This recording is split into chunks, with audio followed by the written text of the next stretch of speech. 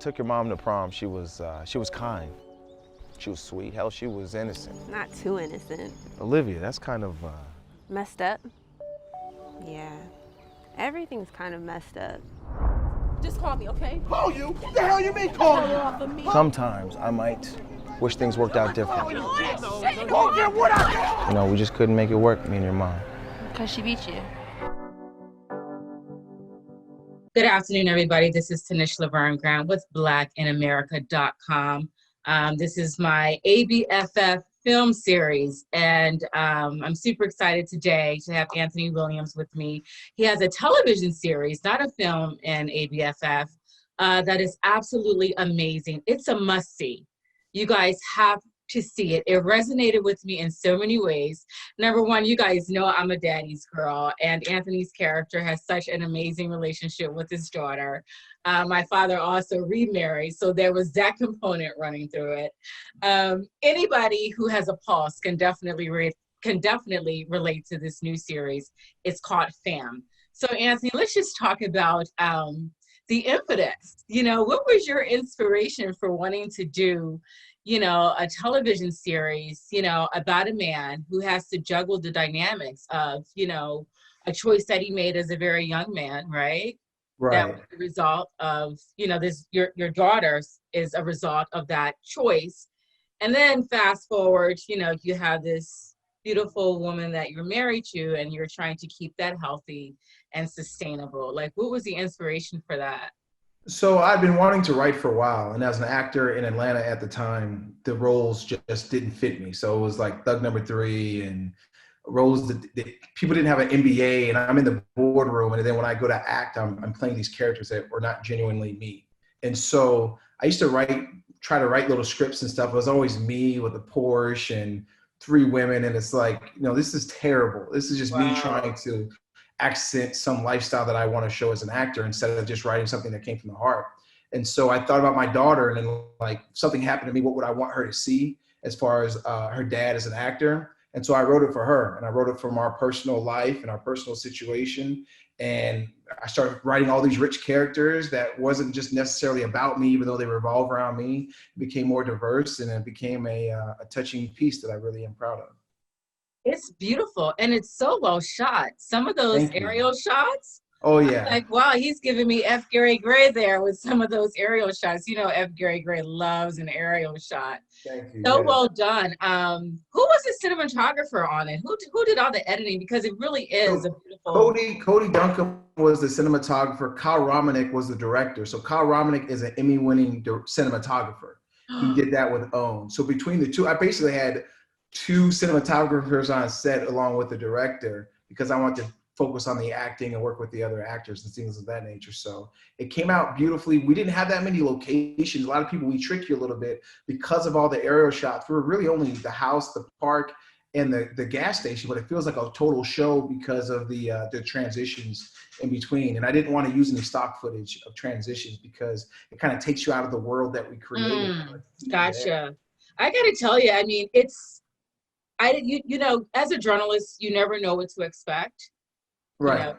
You know, you just really never know. You hit, you know, like playing, or like, okay, what's this gonna be?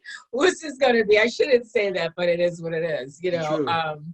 But this was so beautiful. And like I said, as a woman who was definitely a daddy's girl and had to watch her father, you know, remarry, and there's this allegiance that, you know, I have to my birth mother, who I will always have, because your natural parents will be your birth to the world always, or your biological parents are your pulse to the world, is what I'm trying to say. When you were doing the casting, you know, what were you looking for in these actors, particularly the young woman who played your daughter? Yeah, so Casey Ali is the actress that played Olivia, who did an amazing job. I found her in a showcase with Raven Drummer, who's casting director for Tyler Perry. And it's Atlanta, so it's like, hey, I'm working on this project. You'd be great for it. And she was kind of like, okay, you know, everyone has a project they're working on in Atlanta. But I stayed in touch with her for like over a year. We casted for that role across the country, New York, LA. And I was like, there's no way I found the person in this thing and this one little thing a year ago, but she was better than everybody who casted, and she did an amazing job. And we spent time together. She went to lunch with my daughter to understand her perspective. Me and Casey would like go to the movies. I talk about who she's dating, what she's going through. So I really spent a lot of time dropping in with all the different characters. And Moses Jones, who played Chris, the friend, he actually was a casting director. And then we wanted to make sure we found two different types of beauty from African-American females that would be competing, but that are totally different, because we always see one type of black on television. I want to give you guys the rainbow of African-Americans. And that was a tough thing to cast two beautiful women at the same level, but totally different. And I think Moses nailed it. You guys did a remarkable job. The young woman, Acacia, you said is her name? Acacia Lee. Acacia. Her timing was perfection. She has a beautiful, long career ahead of her. I was spellbound. I mean, to be so young and have that type of agency as a talent is quite remarkable. Quite remarkable. In your real life, when you're having these conversations about, LGBTQT, because I don't want to be disrespectful, what are your thoughts just around, some of the tension that exists within that community? A lot of times, I am friends with so many people of LGBTQT, and they feel like they don't have a lot of allies. So I really enjoyed the part in the film where you told your daughter that, I don't care. You're my child, Right.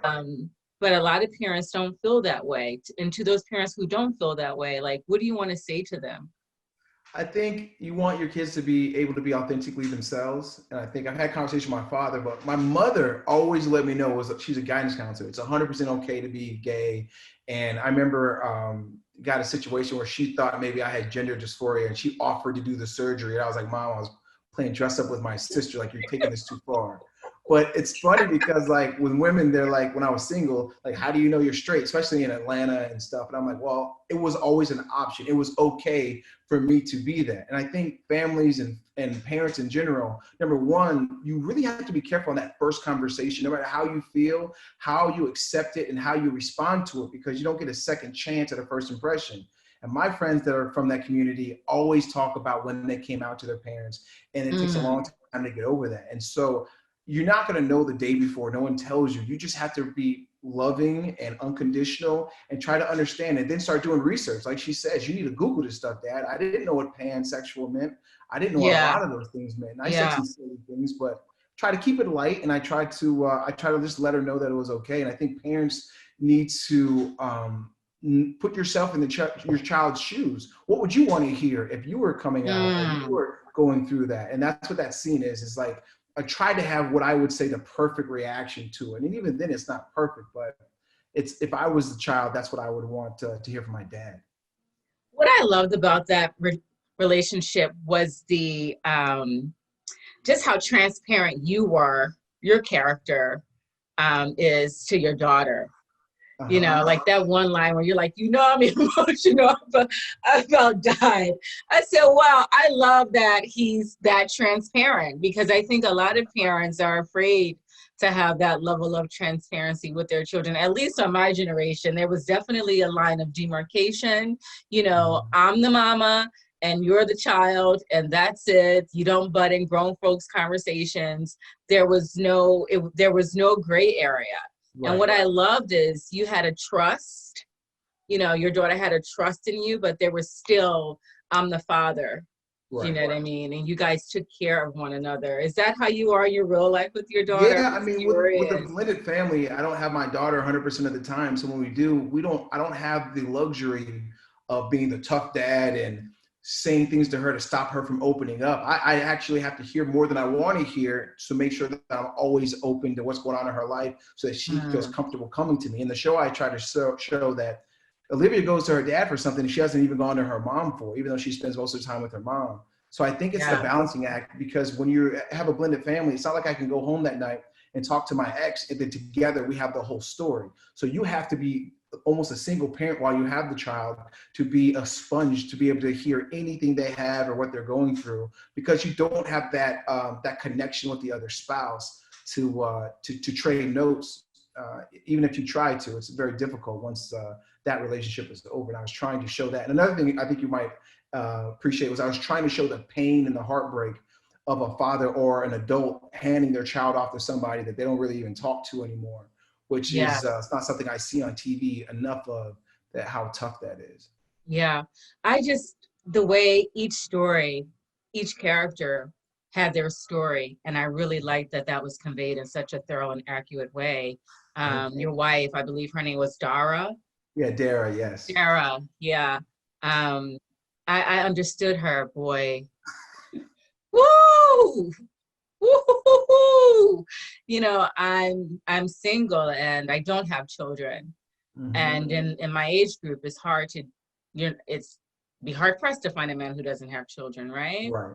You know, and so I was so able to just dial all the way into her experience because, you know, you're coming to the relationship single with no children. And so you have this availability for your mate, right? You're available. There's nothing really competing. In my case, it's my insane ambition, but you know, there's not a life, you know? And so I'm like, wow. And then the dig where O was just like, you know, basically saying you can't have kids. I was like, what? So heavy. So heavy. So did you write the entire script? Did you have a writing partner? No, I wrote the entire script. I kind of wow, I Anthony. wanted to be a very specific.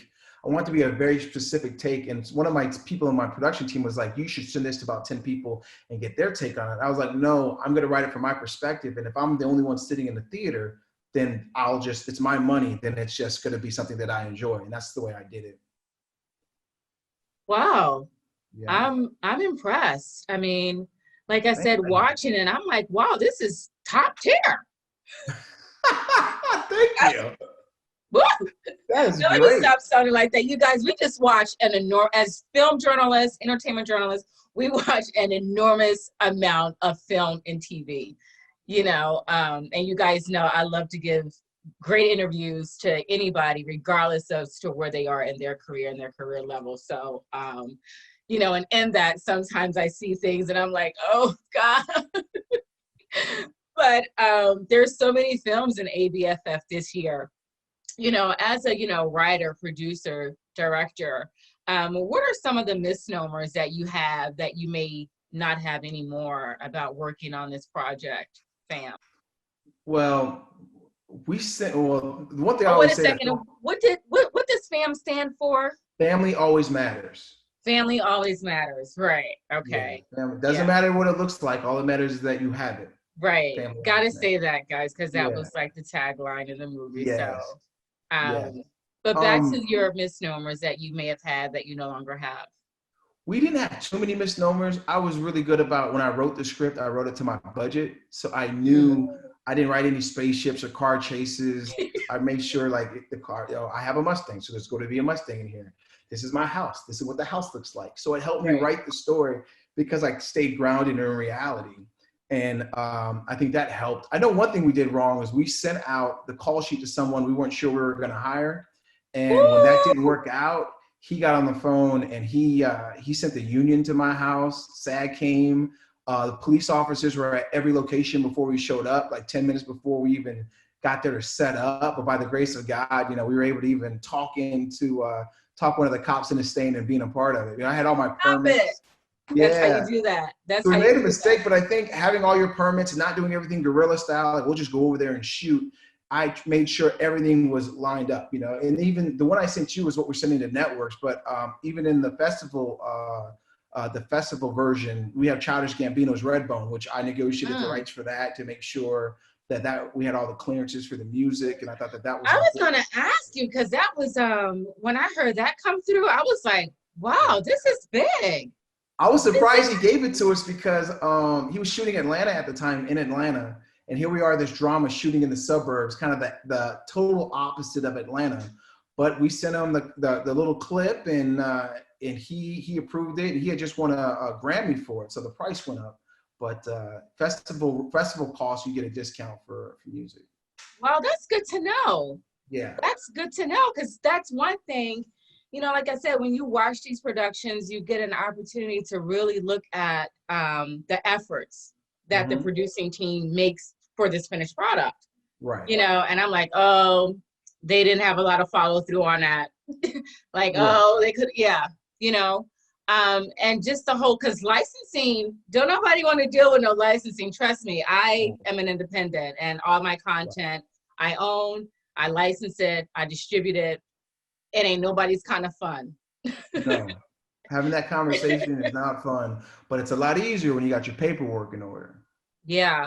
You know, just talk a little bit more, you know, about that and just how important it is, you know, as a filmmaker, you know, as somebody who, you know, is really blazing their own trail in this space. You know, Atlanta is like the new Black Hollywood, they're calling it. Right. You know, so you have a lot of, you know, young talent, young creatives that are coming out the gate like, ooh, I'm doing this, I'm doing this, I'm doing this, but aren't really taking the time to dot their I's and cross their T's on the business component. And that's why it's called show business. Yes, it's show and business. I always tell my director, you handle the show, I handle the business. So I founded WMZ Entertainment as a LLC, and I did that. And a lot of people, oh, I have a business, to say they have a business. I did that literally to protect my liabilities. So while shooting, we had to have $2 million of liability insurance on set every day. But because of that LLC and that business entity, I was able to get over $100,000 worth of equipment for less than $10,000. So you gain all of this financial leverage of what kind of quality you can produce, because you can rent equipment, not buy. Rent equipment that you could never have before, because you have a business entity with a EIN number. And I think a lot of people skip that step and they just borrow other people's things, and made sure that LLC had the rights to shoot in the park, and I rented the building that we shot behind of and rented the gas station out. So make sure you're a company, make sure that, you know, you don't lose, if somebody gets hurt on set, that you're not going to personally be liable for that. Or if you have a mistake with music or Starbucks cup in there, you know, you have that's the LLC that deals with it, not yourself. And I think starting from the paperwork and not necessarily the creative side is the best way to do it. And nobody likes to talk about it until something goes wrong. And oh, by the way, you have your permits, and now all of a sudden it's all about paperwork. Yeah. The paperwork, my father would always say, the devil's in the details. It is. You know? Oh my gosh, it is. I know firsthand. You know, it took me a minute, you know, just working as a journalist to accept the fact that, all right, I'm not a broadcast entrepreneur, you know, and I have to get the LLC, you know, I need to do something else for another EIN number. I don't even know how many of those you're allowed to have at one time. But, you know, all of those things, you know, all of those things. And, you know, I often tell people, you know, be who you say you are. Be who you say you are, and people will help you. You know, people will definitely help you. You know, you have great acting skills. You're a great actor. You're a great actor. Do you have a role of a lifetime? Oh man, role of a lifetime. It really is, Trey. So that's what we're going for. I have eight parts of the series laid out as 3 series arcs, 3 season arcs. And I really want to get this on television. And this would be the ideal role, because it's closer to what my actual life is. But you're so right about be yourself, because a lot of people told me to make changes, that things in there were too outlandish, or things in there were too specific. But when I see something that everybody likes, I'm not going to like it. But it's when it's a unique perspective, then that's what's really interesting to me. And I know when I started WMZ Entertainment, I had a lot of people coming up to me asking me to finance their films. I'm like, man, this is just me. And then I said to myself, well, am I being authentic? And I was like, okay, I own a production company so that I can tell my own stories and my own narratives. Right. And by being honest about it, then the questions changed, and it makes things a lot easier when I meet people and I'm talking about my projects, because that's what my goal is to push Black narratives forward in a positive way, especially a Black blended family, which is this negative baby mama stereotype that I'm just tired of seeing. I wanted to show that we can do we can do without it.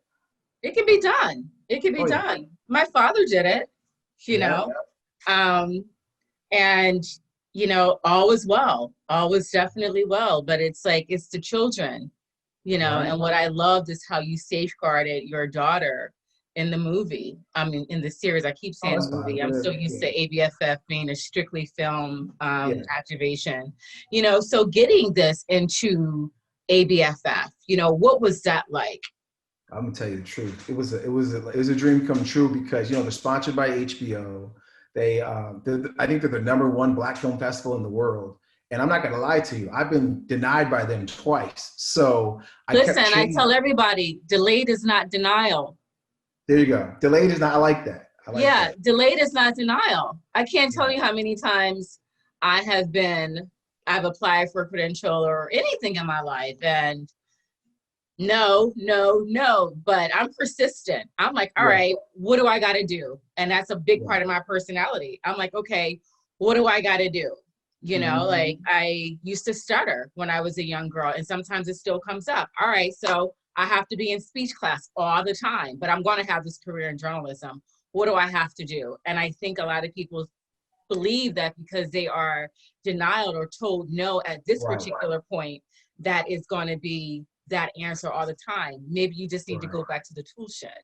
Right. I remember we were in the NYC Indy. We won Best Dramatic Pilot, and the person who won Best Comedic Pilot, their pilot just looked better than mine, quality-wise. And I wasn't mad, I was confused. I remember talking to the cinematographer and my team, and I'm like, why did that look cleaner than F.A.M? This F.A.M looks really good. And they were like, oh, they did color correction. And I'm like, well, why didn't we? We didn't need it. Like, we didn't need to make it. So the next thing we did was we hired Walter, who's in LA, who's done Hustlers and Interstellar and all these huge movies. Wow. And we were able to get him on board because of some connections we had.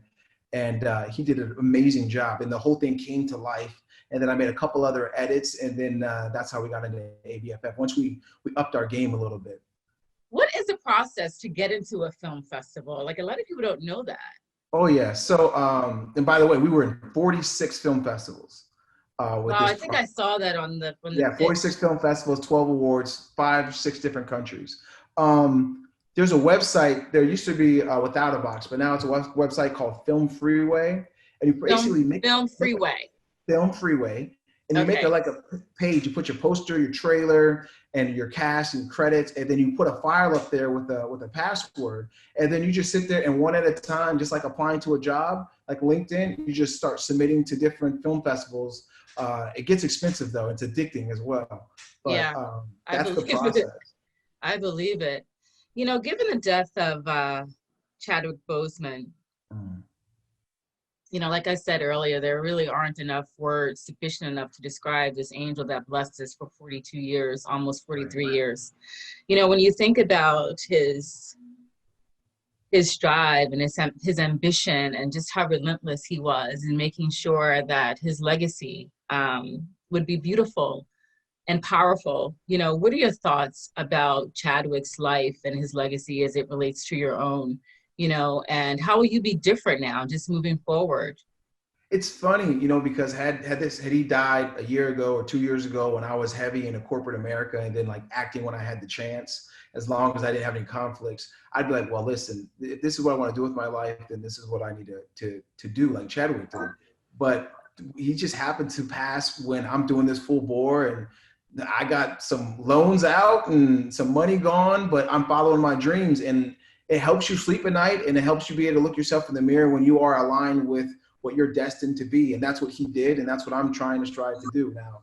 With him doing it with cancer and knowing about that for 4 years, you know, like, I love acting. It just says there's no excuse. If you really love something and you're passionate about it, you know, you don't know who could be tied to your dream. I don't know who's going to make it because of F.A.M. I don't know who else is going to rise to the top because of this production, but you don't know who else is tied to your dream, something that I think you have to keep in mind. I think that's so powerful, Anthony. Yeah. You don't know who's tied to your dream. Right. You know, if you ignore it, you're going to hurt somebody else. So. Yeah. I used to sneak into ABFF, and Jeff knew. I mean, I had no money, not just nada, wasn't coming from anywhere.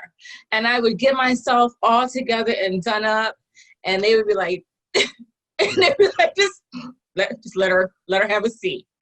You know, and then fast forward, this activation is over 20 years old at this point, you know, and they now have ABFF honors, and you know, every time Jeff and Nicole step to my mic, they come with a level of enthusiasm. They come like family, you know, and you just, I say that to say you have to stay the course. Right, 100%. You 100%. have to stay the course. You know, Jeff tells a wonderful story about the late director, John Daniel Singleton. God bless John Singleton. You know, when you think about how his existence was just so expansive. And when you say you don't know how your career, how your life is going to benefit somebody else, Right. you know, Jeff tapped John years ago when he couldn't get any support, you know, and he walked up to John at a restaurant and, you know, John was having dinner and, you know, Jeff kindly interrupted and was just like, hey, you know, I have this film festival and yada, yada, yada, you know, and boom, John was like, I got you. You know, they're in the same fraternity. And now there's this John Singleton Award and ABFF, you know, it just makes my heart beat out of my chest. It's so amazing. We shot this back in, before all the edits are done. We shot this in 2017, re-edited in 18, color correction at the end of 18, early 19. So it's been a journey, but even people like work with my family, they haven't really seen it because they can't always be at the film festivals. But because ABFF was online this year, so many people that already knew I was acting have been reaching out saying, oh my God, I saw this. It's so humbling to know, just being in this one film festival, all of the feedback and the press that it's gotten that it hasn't gotten over the past few years. Which is, like you said, stay the course. You never know, because a lot of people say, hey, watch my project. This is great. And sometimes maybe they're not at the same level they want to be. Whereas I feel like F.A.M is ready to get in front of television executives to understand the vision. Not to say that they won't reshoot it, but understand the vision. And it's very difficult to get people to watch it. So for ABFF to give us that platform to get to meet people like you, to actually sit and watch it and review and talk to me about it, it's just a blessing. It's just such a blessing. Oh, listen, I am rooting for you guys. Thank you. You know, my goal this year in this, you know, digital space that we're in because of COVID-19, I said, you know, I'm going to interview as many emerging filmmakers and actors as I possibly can. Because typically in real life, you know, on the carpets, I'm focused on the carpet. Right. I'm focused on getting, you know, those big gets because, you know, that's how I eat. Right. You know, truth be told, you know, so I'm like, okay, well, you know what? My reputation is what it is. You know, I can pat myself on the back. And I said, you know, I've interviewed everybody. I've interviewed Oprah Winfrey, you know, not just once, but a few times, and Robert De Niro and Al Pacino. And, you know, I've interviewed all of the big names, and that's going to continue to happen for me. I said, but now it's really time for me to just really create a safe space for emerging talent and people who don't have that visibility yet. You know, and so that was my focus. And I said, even if I can't get them while the festival is happening, they're still going to need press.